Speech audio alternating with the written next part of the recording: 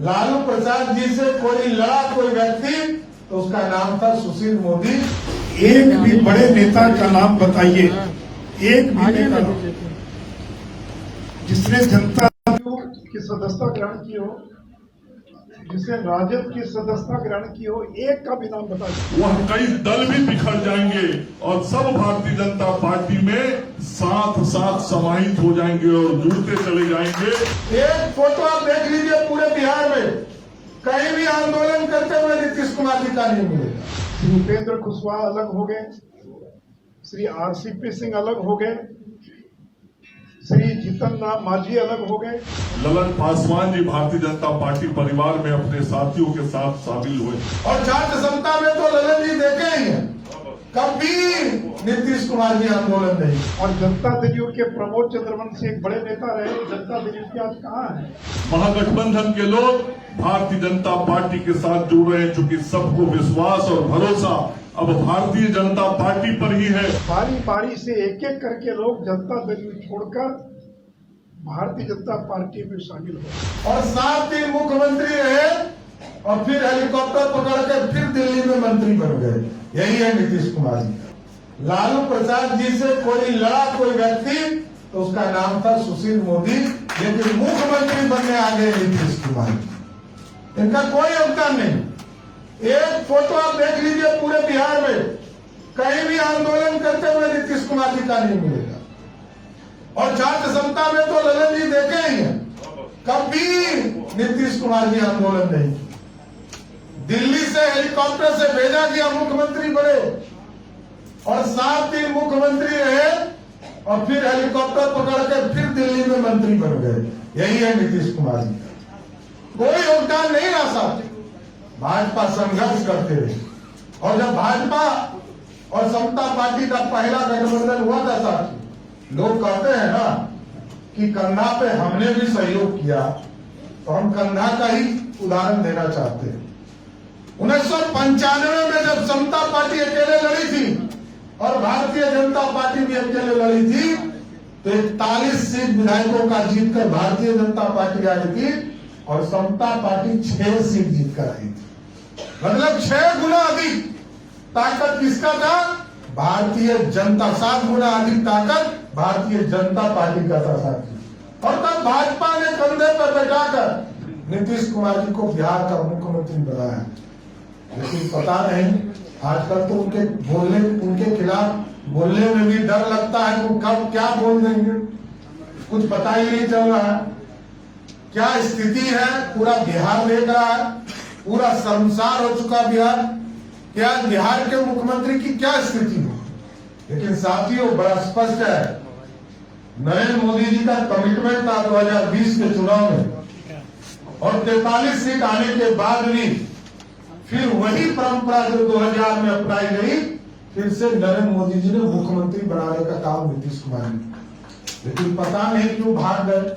उनको बीच बीच में कीड़ा काट लेता है प्रधानमंत्री बनने का और इसका कोई उपाय नहीं था।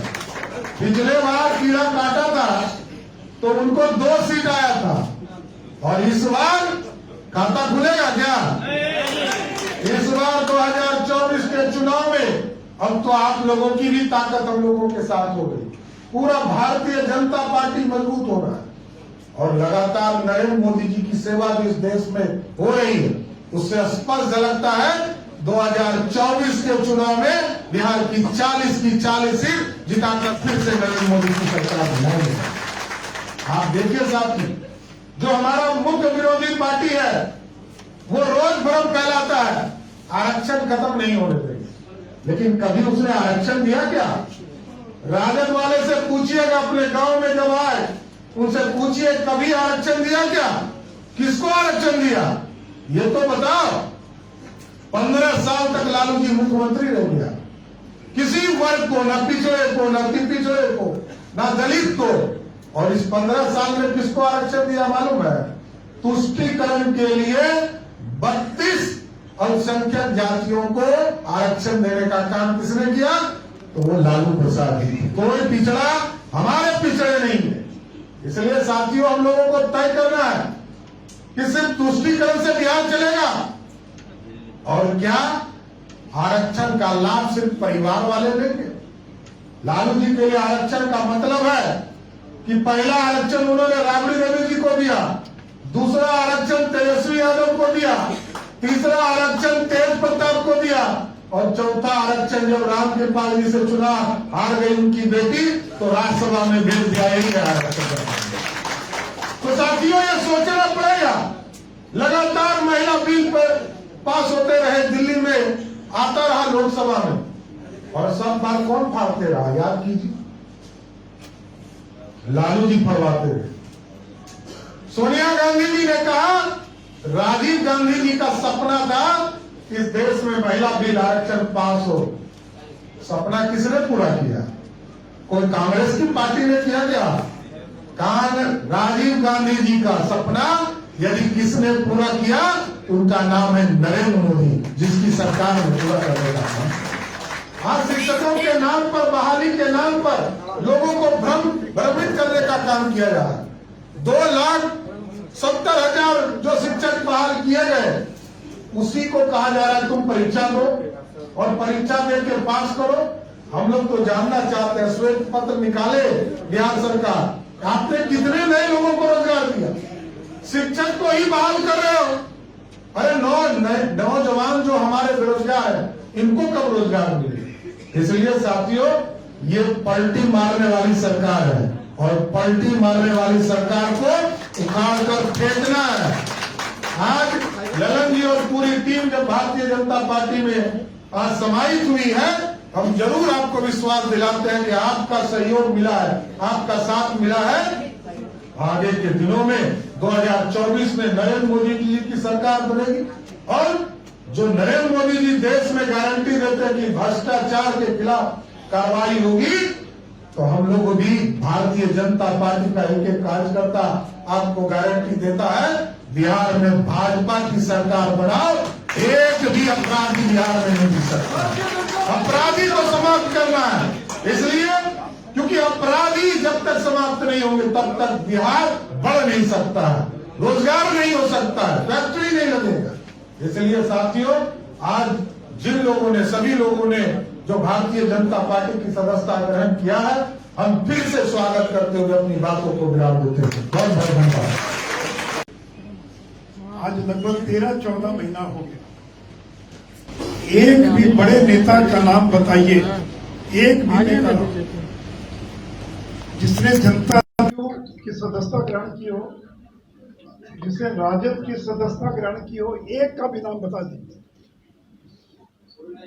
और उल्टे महागठबंधन और खास करके जनता दल रोज कमजोर होता जा रहा है। श्री उपेंद्र कुशवाहा अलग हो गए, श्री आरसीपी सिंह अलग हो गए, श्री जीतन राम मांझी अलग हो गए। अब हम सोचिए कि ये तीन जो बड़े नाम हैं, जो महागठबंधन में थे, आज ये तीनों नेता कहाँ हैं? आज हमारे साथ खड़े हैं। और जनता दल के प्रमोद चंद्रवंशी एक बड़े नेता रहे, जनता दल के आज कहाँ हैं? राजू गुप्ता पिछले दिनों भारतीय जनता पार्टी में शामिल हुए, प्रोफेसर रणवीर नंदन बीजेपी में शामिल हुए और आज ललन पासवान बीजेपी में शामिल हुए। ये तो जनता दल के टूट का सिलसिला प्रारंभ हो गया है और अगला लोकसभा चुनाव आते आते जनता दल को टूटने से कोई बचा नहीं पाएगा। बारी बारी से एक एक करके लोग जनता दल छोड़कर भारतीय जनता पार्टी में शामिल हो रहे हैं। मेरे मित्रों, जब नीतीश कुमार ने ऐलान कर दिया कि तेजस्वी यादव उनके उत्तराधिकारी होंगे, कोई जनता दल का कार्यकर्ता वो नीतीश कुमार को तो स्वीकार कर सकता, लेकिन तेजस्वी यादव को अपना उत्तराधिकारी स्वीकार करे वो कभी बर्दाश्त नहीं करता। और आज इसी का परिणाम है कि एक एक करके लोग जनता दल छोड़कर बीजेपी में शामिल हो रहे हैं। और मित्र भी मंगल जी बात कर रहे थे महागठबंधन की। 13 सितंबर को गठबंधन की कोऑर्डिनेशन कमेटी की बैठक हुई, भोपाल में रैली तय हुई, कमलनाथ ने एक तरफा रैली स्थगित कर दिया और आज 19 अक्टूबर है, 1.25 महीना हो गया। महागठबंधन के कोऑर्डिनेशन कमेटी की बैठक कब होगी ये कोई नहीं जानता। 4 सब कमेटी बनी, उन चारों की आज तक बैठक नहीं हुई। और अभी जो विधानसभा का चुनाव हो रहा मध्य प्रदेश, राजस्थान, छत्तीसगढ़, अन्य राज्यों में, वहां अरविंद केजरीवाल ने अपने उम्मीदवार घोषित कर दिए, अखिलेश यादव ने विद्रोह कर दिया। ये तो महागठबंधन पहले ही ये पूरा कुनबा बिखर चुका है। और जनता दलियों को गलतफहमी थी कि जातीय गणना की रिपोर्ट प्रकाशित होने के बाद नीतीश कुमार केंद्र बिंदु में आ जाएंगे और प्रचार किया जाता। फिर से एक बार वो केंद्र बिंदु में आ गए और जनता दलियों के लोग उनको प्रधानमंत्री का दावेदार घोषित करने लगे। और 2 दिन पहले शशि थरूर और खड़गे साहब ने ऐलान कर दिया कि राहुल गांधी प्रधानमंत्री पद के उम्मीदवार होंगे। तो नीतीश जी का सपना तो कांग्रेस ने तोड़ दिया। इसलिए मित्रों, नरेंद्र मोदी का कोई मुकाबला नहीं कर सकता है। और जिन लोगों को लगता है कि जातीय सर्वेक्षण का आंकड़ा सार्वजनिक कर बीजेपी का मुकाबला कर लेंगे, वो भूल जाते हैं इस देश ने 3 प्रधानमंत्री दिए जो पिछड़े वर्ग से आते हैं। पहला देवगौड़ा, जिसकी सरकार को 11 महीने में कांग्रेस ने गिरा दिया। फिर चौधरी चरण सिंह, जो संसद का मुंह भी नहीं देख पाए और कांग्रेस ने समर्थन वापस ले लिया। और तीसरे प्रधानमंत्री नरेंद्र मोदी, जो 9 साल से विरोधियों की छाती पर मूंग दलकर और गरीबों की सेवा करने का 2014 में 2 सीट पर सिमट गए थे। इस बार बिहार में आपका खाता भी नहीं खुलेगा। और इसलिए मित्रों, मैं फिर से एक बार धर्मेंद्र पासवान जी का स्वागत करता हूं और आप सभी लोग आज यहाँ पर जो शामिल हुए हैं, उन सभी का स्वागत करते ये विश्वास प्रकट करता हूं कि 2024 में तीसरी बार नरेंद्र मोदी को देश का प्रधानमंत्री बनाएंगे और 2025 में बिहार में भाजपा की सरकार बनाएंगे। जय हिंद, जय भारत, वंदे मातरम। चुनाव तो दूर है, लोकसभा के बहुत पहले यह जो इंडी अलायंस है वह पूरी तरीके से बिखर जाएगा और इंडी अलायंस के अंदर भी जो दल के लोग हैं वह कई दल भी बिखर जाएंगे और सब भारतीय जनता पार्टी में साथ साथ समाहित हो जाएंगे और जुड़ते चले जाएंगे। भारतीय जनता पार्टी का कारवां बढ़ता चला जाएगा। अभी तो कल अखिलेश यादव ने बयान दिया, अभी ऐसे कई दल हैं जो आगे आने वाले दिनों में इस इंडी अलायंस से अलग होने वाले हैं। और आज ललन पासवान जी भारतीय जनता पार्टी परिवार में अपने साथियों के साथ शामिल हुए। लगातार भारतीय जनता पार्टी परिवार में इस राज्य के विभिन्न राजनीतिक दलों के लोग, महागठबंधन के लोग भारतीय जनता पार्टी के साथ जुड़ रहे हैं, चूंकि सबको विश्वास और भरोसा अब भारतीय जनता पार्टी पर ही है, भारतीय जनता पार्टी के नेता नरेंद्र मोदी पर ही है। और आज समाज का चाहे दलित वर्ग हो, चाहे कमजोर वर्ग हो, गरीब वर्ग हो, आज सबको यही लगता है हमको हमारे समाज को, हमारे राज्य और राष्ट्र को आगे बढ़ाना है तो नरेंद्र मोदी के साथ चलने से ही बढ़िया होगा। इस बात का विश्वास और भरोसा आज समाज के सभी लोगों को एक एक करके दूसरे दलों की इमारतें ढह रही और भारतीय जनता पार्टी की इमारत दिन प्रतिदिन मजबूत होती जा रही। और यह तो नवरात्र का अवसर है, मां देवी की उपासना हम सब लोग कर रहे हैं। बहुत ही शुभ समय में आप सब लोगों ने आज भारतीय जनता पार्टी की सदस्यता ग्रहण की है। आप सभी मित्रों साथियों का बहुत ही दिल के गहराइयों के साथ पार्टी परिवार में स्वागत और अभिनंदन करता हुआ और यह बात कहता हुआ कि मंच पर बैठे हुए सभी लोग आप सब लोगों के गले में पुष्प का माला डाल के एक एक व्यक्ति को भारतीय जनता पार्टी की सदस्यता ग्रहण करा रहे हैं।